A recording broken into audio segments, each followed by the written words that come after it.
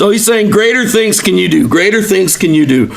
And that's a powerful word. And put it in context of where we're at with what's happening, right? Jesus is getting ready to die. Yes. Within the next day or so, not too long. If I figured it out, I could probably give you the basic amount of hours. But anyway, he's about to die, real close to his death. He's getting ready to go to the garden and pray, and then he's going to be arrested. He's going to be crucified. By the next day, he'll be dead. And he's telling them about these greater things he's going to do. He's telling them he's going to prepare a place for them. He's telling them not to be troubled. Let not your hearts be troubled. Don't let your hearts be troubled. Don't be worried.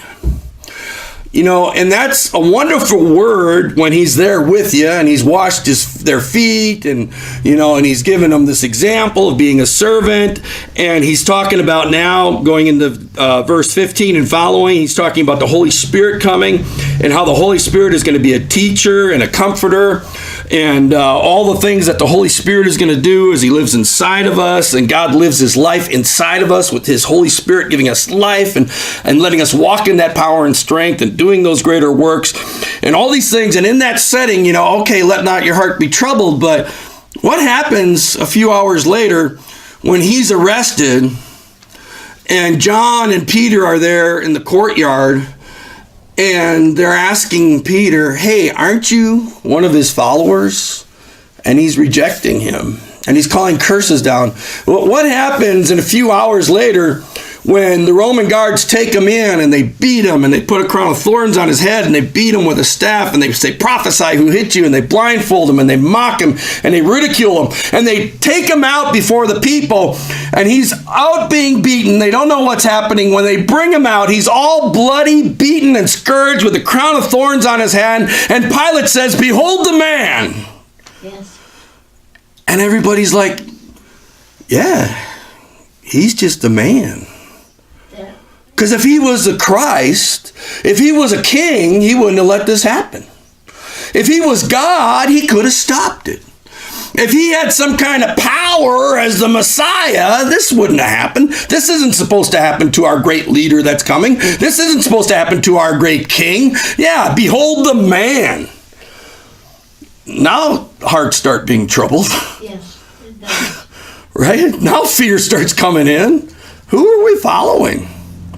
Well, what's going on? I got questions, God. Yeah. And in our life with God, there's times where we face all kinds of circumstances, all kinds of trials, all kinds of heartache. And there can be times in our lives where we're like, he's just a man.